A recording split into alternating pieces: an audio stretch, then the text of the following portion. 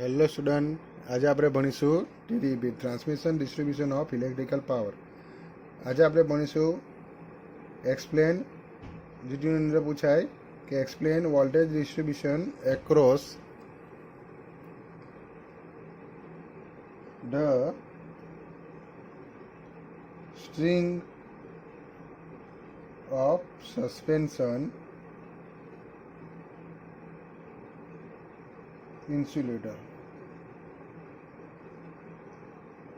તો સસ્પેન્શન પ્રકારના ઇન્સ્યુલેટરની અંદર કે જે વોલ્ટેજનું જે ડિસ્ટ્રીબ્યુશન, બરાબર, જે વોલ્ટેજ કઈ રીતના વહેંચાય, બરાબર, તો સસ્પેન્શન ઇન્સ્યુલેટરની અંદર વોલ્ટેજ કઈ રીતના વહેંચાય તેના વિશે આપણે ભણવાનું છે. અને જીટીયુની અંદર મોસ્ટ આઈએમપી ક્વેશ્ચન છે, બરાબર, અને આની પરથી એક્ઝામ્પલ આવશે.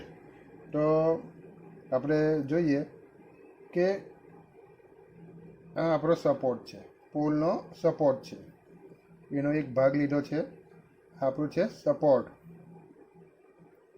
બરાબર. તેની ઉપર સ્ટ્રિંગ એટલે આપણે જે સસ્પેન્શન એક પછી એક ઇન્સ્યુલેટર છે તે એક પછી એક લાઇનસર ગોઠવેલા હોય, બરાબર, દોરી હોય, સ્ટ્રિંગ એટલે દોરી. તો આપણે જોઈએ તો એક પછી એક સસ્પેન્શન ઇન્સ્યુલેટર આ રીતના ગોઠવેલા છે, બરાબર. તો આ શું છે? આપણા ઇન્સ્યુલેટર્સ છે. આ કયા પ્રકારના ઇન્સ્યુલેટર છે? સસ્પેન્શન, બરાબર. આ પહેલો ઇન્સ્યુલેટર, પછી એવી રીતના એની નીચે આવશે સેકન્ડ ઇન્સ્યુલેટર, બરાબર છે. તો આ છે આપણું સેકન્ડ ઇન્સ્યુલેટર.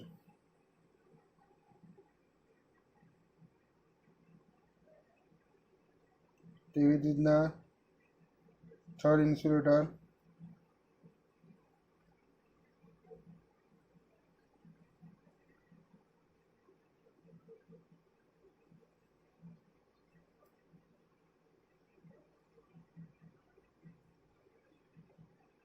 અને લાસ્ટ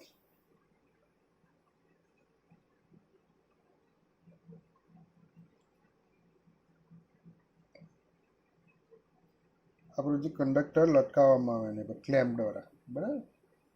તો આ આપણું કંડક્ટર છે, બરાબર છે, જેને પર સપોર્ટ જે ક્રોસ આર્મ હોય, બરાબર, જે આપણા જે પોલ છે તેના, અને તેની પર આવી રીતના ઇન્સ્યુલેટર લગાવેલા હોય, પછી ક્લેમ્પ દ્વારા આપણો જે કંડક્ટર આ રીતના લટકાવવામાં આવે છે, બરાબર છે. તો આની અંદર વોલ્ટેજનું ડિસ્ટ્રીબ્યુશન એટલે કેટલી ડિસ્ક છે? First, second and third. આપણી પાસે ત્રણ ડિસ્ક છે, બરાબર. તો એને એક્રોસ આપણે વોલ્ટેજનું ડિસ્ટ્રીબ્યુશન આપણે જોઈએ તો ફર્સ્ટ ને અહીંયા કંડક્ટર સુધી, બરાબર. તો નીચેથી સ્ટાર્ટ કરવાનું, અહીંયાથી 3 સેક્શન પાડી દેવાનું, બરાબર. તો આ જે નીચેની જે આપણે જે ઇન્સ્યુલેટર છે, બરાબર, તો આપણે અહીંયાથી સ્ટાર્ટ કરીએ તો નંબર 1 અને આપીએ નંબર 2 અને નંબર 3, બરાબર. તો ફર્સ્ટ આપણે જે ઇન્સ્યુલેટર છે તેની અંદર જે વોલ્ટેજ છે તે આપણો સપોઝ V1 જેટલો આની અંદર ડિસ્ટ્રીબ્યુટ થશે. તેવી રીતના સેકન્ડની અંદર વોલ્ટેજ આપણો V2 જેટલો ડિસ્ટ્રીબ્યુટ થશે. તેવી રીતના થર્ડની અંદર વોલ્ટેજ આપણો V3 જેટલો ડિસ્ટ્રીબ્યુટ થશે. અને આજે આપણો શું થશે? Total voltage V1 plus V2 plus V3. તો આ રીતના વોલ્ટેજનું ડિસ્ટ્રીબ્યુશન થશે. તો આપણે ફિગરની અંદર જોઈએ તો 3 પ્રકારની જે સ્ટ્રિંગ છે, સસ્પેન્શન પ્રકારના ઇન્સ્યુલેટર 3 આ રીતના ગોઠવેલા છે. તો V વોલ્ટેજ આપણે અહીંયા એપ્લાય કરેલો છે, બરાબર. અહીંયાથી અહીંયા સુધી આપણે વોલ્ટેજ, અહીંયાથી અહીંયા સુધી વોલ્ટેજ આપણે કેટલો એપ્લાય કરેલો છે? V વોલ્ટેજ, બરાબર.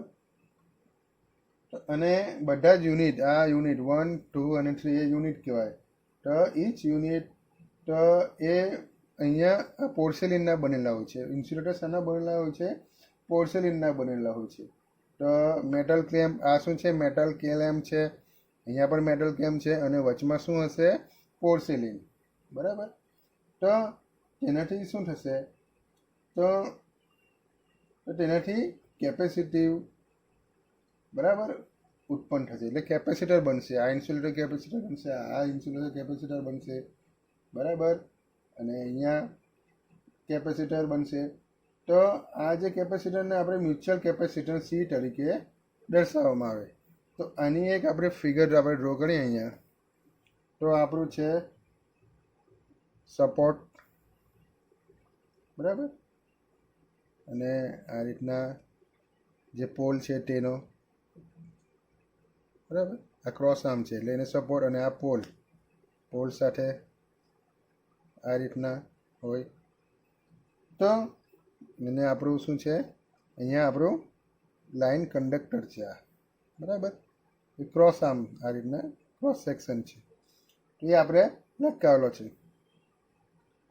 તો અહીંયા મ્યુચ્યુઅલ કેપેસિટન્સ બનશે, કેમ કે અહીંયા મેટલ છે, આ પણ મેટલ છે, અને વચમાં પોર્સેલિન છે, બરાબર. એની અંદર કરંટ પસાર થશે એમ. તો શું થશે? એટલે આ શું બનશે? કેપેસિટર બનશે. તો એ આપણો કેપેસિટર અહીંયા બને છે. તો પહેલી ડિશનું કેપેસિટર સી, બરાબર. કેવી રીતના બીજી ડિશમાં પણ અહીંયા કેપેસિટર બનશે, એ મ્યુચ્યુઅલ કેપેસિટન્સ કહેવામાં આવે. તેવી રીતના થર્ડ ડિશમાં પણ કેપેસિટન્સ બનશે, એ આપણું મ્યુચ્યુઅલ કેપેસિટન્સ, બરાબર છે. તો અહીંયા 3 યુનિટ આઈડેન્ટિકલ છે, બરાબર. એટલે 3ની ડિશની વેલ્યુ કેવી છે? સેમ છે, બરાબર. એટલે આ 3 પોર્સેલિનના છે, એ બંનેની રેન્જ પણ 3ની સેમ હશે. એટલે આપણે એને સી દ્વારા દર્શાવ્યા. C1 C2 C3 આપણે લખ્યું નથી, બરાબર. અહીંયા સી એટલે મ્યુચ્યુઅલ કેપેસિટન્સ છે, બરાબર. એટલે એના capacitance reactance A will be equal. તો આના કેપેસિટન્સ રિએક્ટન્સ કેવા થશે? ઇક્વલ બનશે, બરાબર. અને ઇક્વલ ચાર્જિંગ કરંટ બધા કેપેસિટરમાંથી પાસ થશે. તો સપોઝ આપણો ચાર્જિંગ કરંટ પાસ થાય તો એ કયો? અહીંયાથી ઉત્પન્ન થાય તો આપણે 1માંથી પાસ થાય છે એટલે આપણે I1 લખીશું. એવી રીતના આ કરંટ અહીંયાથી અહીંયા આવશે, અહીંયા જશે, બરાબર. અહીંયા જશે અને અહીંયા જશે, આ રીતના, બરાબર. આ રીતના જશે, બરાબર. તો બંનેમાંથી આપણે જે જોઈએ તો તેની અંદર ચાર્જિંગ કરંટ ઇક્વલ પાસ થશે, બરાબર. બધા કેવું પછી તો આપણે એના દ્વારા આપણે જાણીશું કે જે 3 યુનિટ વચ્ચે જે વોલ્ટેજ છે તે કેવા છે? ઇક્વલ છે, બરાબર. તો 3 અહીંયા વોલ્ટેજ કેટલા હશે? V/3, બરાબર. દાખલા કે અહીંયા વોલ્ટેજ V/3, અહીંયા વોલ્ટેજ કેટલા થશે? V/3. અહીંયા વોલ્ટેજ કેટલા થશે? V/3. કેમ કે આપણે 3 ડિશ છે એટલા માટે, બરાબર. પરંતુ આવું હોતું નથી, બરાબર. આવું હોતું નથી. કેમ આવું હોતું નથી? કેમ કે મેટલ ફિટિંગ, બરાબર, અને ક્રોસ આર્મ વચ્ચે કેપેસિટન્સ ઉત્પન્ન થાય છે, બરાબર. આ મેટલ ફિટિંગ છે અને જે ક્રોસ આર્મ છે, બરાબર, તેની વચમાં શું થાય? કેપેસિટન્સ ઉત્પન્ન થાય છે, બરાબર. અને આ બંનેની વચમાં જે હવા હોય, બરાબર, આ બંનેની વચમાં જે હવા હોય તે શું? ડાઇલેક્ટ્રિક હોય છે, બરાબર. તો આ જે અહીંયાથી જે ક્રોસ આર્મ, બરાબર, આપણું જે ક્રોસ આર્મ છે અને તેની વચમાં હવા છે, એટલે અહીંયા પણ શું બનશે? એક કેપેસિટરની રચના થશે, બરાબર. તો એ કેપેસિટર કયું બનશે? શન્ટ કેપેસિટન્સ, બરાબર. શન્ટ કેપેસિટન્સ કહેવામાં આવે છે. તો આ C1 લખ્યું, તો તેને સન કેપેસિટન્સ કહેવામાં આવે છે. બરાબર છે. તો એ સન કેપેસિટન્સને C1 કહેવામાં આવે છે. તો આ રીતના ફિગરની અંદર ત્રણે ટર્નની અંદર ડીશની અંદર દાખલા કે આપણી ફર્સ્ટ ડીશ છે અહીંયા C1, સેકન્ડ ડીશ અહીંયા હશે તો આપણી અહીંયા આવશે અહીંયા કેપેસિટર આવશે. બરાબર, એ પણ C1 સન કેપેસિટન્સ. તેવી રીતના અહીંયા પણ સન કેપેસિટન્સ આવશે. બરાબર, C1. બરાબર, એટલે આની અંદરથી કરંટ I1 પસાર થાય. બરાબર, આની અંદરથી કરંટ પસાર થશે I2, અહીંયાથી કરંટ પસાર થશે I3, કેપિટલ I3. અને આ સન કેપેસિટન્સની અંદરથી પણ કરંટ પસાર થશે. તો અહીંયાથી જે કરંટ પાસ થાય એ બે ભાગમાં ડિવાઇડેડ થશે. કેમ કે અહીંયા આપણો કંડક્ટર છે, કંડક્ટરની અંદર હાઈ વોલ્ટેજ ઉત્પન્ન થશે. બરાબર, અને હાઈ કરંટ ટ્રાવેલ કરશે. કરંટ ટ્રાવેલ કરશે હાઈ વોલ્ટેજ એટલે કરંટ ટ્રાવેલ કરશે. તો પરિણામે એક કરંટ આ બાજુ જશે અને બીજો કરંટ આ બાજુ જશે. તો એ સ્મોલ I1.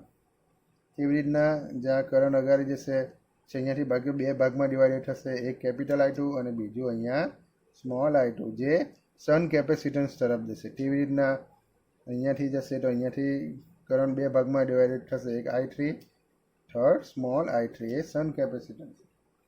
બરાબર, અને આ આપણો શું છે? Line conductor. બરાબર, આ આપણું લાઈન કંડક્ટર છે. તો આ આપણું શું છે? ક્રોસ આર્મ છે. આ શું છે? સપોર્ટ છે. બરાબર છે. તો એની વચમાં પણ એક કેપેસિટન્સ જનરેટ થશે. તો આ જે કેપેસિટન્સને શું કહેવામાં આવશે? Shunt capacitance. અને જે આ કેપેસિટન્સ છે તેને આપણે મ્યુચ્યુઅલ કેપેસિટન્સ કહેવામાં આવે છે. બરાબર, તો આ રીતના V/3 ઇક્વલી વોલ્ટેજ આવશે નહીં. બરાબર છે. તો આપણે જોઈએ લેટ શન્ટ કેપેસિટન્સ રેશિયો લઈએ આપણે shunt capacitance to mutual capacitance. Shunt capacitance આપણો શું છે? C1 અને મ્યુચ્યુઅલ કેપેસિટન્સ છે આપણો C. તો એ બંનેનો રેશિયોને M દ્વારા ડિનોટ કરીએ. તો એમને શું કહેવામાં આવે છે? એ M is the fraction. A fraction છે. બરાબર, તો it means that value of shunt capacitance is less than the mutual capacitance. તો આની જે વેલ્યુ છે એ મ્યુચ્યુઅલ કેપેસિટન્સ કરતાં આની વેલ્યુ ઓછી હોય. બરાબર, સી મોટો હોય અને આ નાનો હોય. આની અંદર વેલ્યુ ઓછી હોય અને આની વેલ્યુ વધારે હોય. બરાબર, એટલા માટે તો આ બંનેને સિમ્પ્લિફાઈ કરીએ તો C1 આ C અહીંયા જતું રહેશે તો C1 is equal to MC. બરાબર છે. તો charging current I1 flows the lower most shunt capacitance અહીંયા C1 એટલે I1 ચાર્જિંગ કરંટ આ લોઅર મોસ્ટ કેપેસિટન્સ C1 છે તેની અંદરથી પસાર થાય છે. બરાબર, and the charging current I1 flows a mutual. બરાબર, લોઅર યુનિટ. આ લોઅર યુનિટ એટલે કે જે કંડક્ટરની પાસે આવેલો જે પહેલો ડીશ છે તેને લોઅર યુનિટ કહેવાય. બરાબર, અને આ હાયર યુનિટ છે. બરાબર, તો lower most unit line unit અથવા એને કહેવાય લાઇન યુનિટ કહેવામાં આવે છે. એટલે charging current I2 flows shunt capacitance. બરાબર, to the ground. The charging current I2 flows to the middle unit. તો I2 મિડલ યુનિટ કહેવાય આપણું. આ મિડલ, આ લોઅર, મિડલ અને આ ટોપ. બરાબર, લોઅર, મિડલ અને આ ટોપ યુનિટ. બરાબર, મિડલ યુનિટની અંદર શન્ટ કેપેસિટર માટે I2 ફ્લો થાય અને મિડલ યુનિટ માટે મ્યુચ્યુઅલ કેપેસિટર અંદર કેપિટલ I2. બરાબર, તેવી રીતના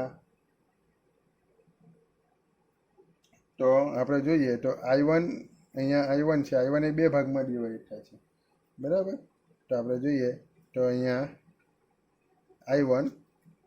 I1 is equal to I2 plus capital I2 plus small I2, બરાબર. તો અહીંયા એક સૂત્ર બનશે I1, કેમ કે અહીંયાથી કરંટ બે ભાગમાં ડિવાઇડેડ થશે, તો આપણું સૂત્ર બનશે I1 is equal to capital I2 plus small I2, equation number first, બરાબર. તેવી રીતના ચાર્જિંગ કરંટ અહીંયાથી પસાર થશે ટોપ મોસ્ટ કંડક્ટરમાંથી પણ, એટલે I2 અહીંયા જશે, તો આપણું I2 બરાબર I3 small I3 plus capital I3 plus small I3, બરાબર. I2 બરાબર એવું થશે. તે આપણું સેકન્ડ માટે I2 બરાબર capital I3 plus small I3, equation number 2, બરાબર. નાવ the self capacitance C, બરાબર, અથવા તો મ્યુચ્યુઅલ સેલ્ફ અથવા તો મ્યુચ્યુઅલ, બરાબર. એનું બીજું નામ છે mutual capacitance C of each unit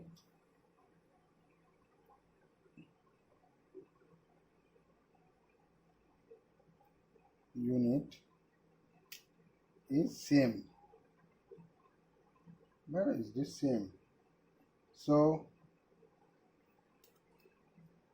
their capacitive reactance નું સૂત્ર છે XC, બરાબર, ઇઝ ઇક્વલ ટુ 1/ωc, એ આપણને ખબર છે, બરાબર. ઇઝ આર ઓલ્સો ઇક્વલ, એટલે કે આપણો જો મ્યુચ્યુઅલ કેપેસિટન્સના જે બધા યુનિટનું જો મ્યુચ્યુઅલ કેપેસિટન્સ જો સેમ હોય, બધા યુનિટનું મ્યુચ્યુઅલ કેપેસિટન્સ અહીંયા સેમ જ છે, સી એને કહેવાય મ્યુચ્યુઅલ કેપેસિટન્સ, તો કેપેસિટિવ રિએક્ટન્સ છે તે પણ આપણું સેમ થશે. પરંતુ શું થશે? Current I1 greater than I2 greater than I3 થશે. એટલે કે અહીંયા જે કરંટ છે એ મોટો હશે, બરાબર. જેમ જેમ આપણે ઊંચું જશું, વધારે ઉપર જશું, તેમ કરંટની વેલ્યુ ઘટી જશે, બરાબર. જે લાઇન કંડક્ટર છે તેની પાસે કરંટની વેલ્યુ વધારે હશે, પણ જેમ જેમ ઉપર જઈશું તેમ તેમ શું થશે? કરંટ ડાઉન થશે. અહીંયા જે કરંટ હોય અને અહીંયા જે કરંટ હોય, બંનેની વેલ્યુમાં આસમાન જમીનનો ડિફરન્સ હશે. દાખલા તરીકે અહીંયા કરંટ 200 હોય તો અહીંયા કરંટ કેટલા થાય? 50 થઈ જશે એમ્પિયર, બરાબર. એક્ઝામ્પલ છે, એટલો નહીં હોય, પરંતુ તમને વેલ્યુ આ રીતના ઘટી જશે, બરાબર.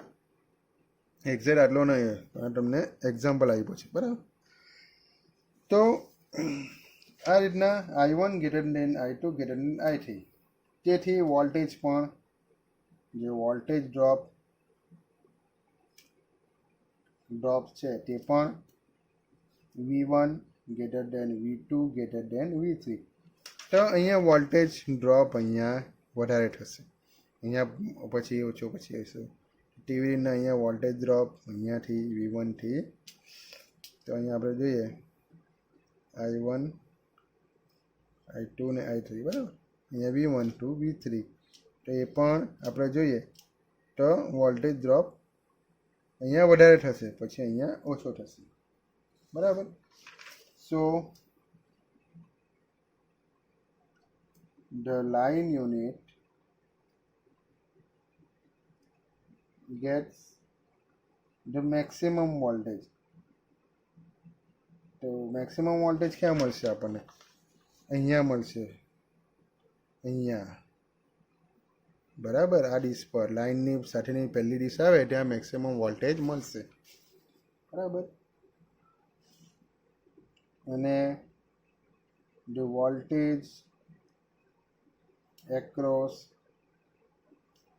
the unit decrease as we go up. મેં કીધું તે પ્રમાણે જેમ જેમ ઉપર જઈશું તેમ તેમ વોલ્ટેજ ડિક્રીઝ થશે. અને that means the maximum states are produced in the line unit, so there is more possibility of puncture in the line unit. એટલે અહીંયા વધારે વોલ્ટેજ હશે એટલે પરિણામે જે લાઇન યુનિટનો જે પહેલો જે ઇન્સ્યુલેટર છે સસ્પેન્શન, તો એની અંદર વધારે પંક્ચર થવાની સંભાવના રહેલી છે. બરાબર, એટલે પહેલો જે પંક્ચર થાય એટલે તૂટવાનો, આ ઇન્સ્યુલેટર તૂટવાનો ભય રહે. બરાબર, અહીંયા વોલ્ટેજ વધારે હોય, સ્ટ્રેસ વધારે હોય અહીંયા, એટલે પંક્ચર આ લાઇન યુનિટનો પહેલો જે યુનિટ હોય, બરાબર, આ સસ્પેન્શન પંક્ચર વહેલો થાય. બરાબર, તો આ હતું આપણું voltage distribution of string of suspension insulator. Next લેક્ચરની અંદર સ્ટ્રિંગ એફિશિયન્સી ભણીશું. Thank you.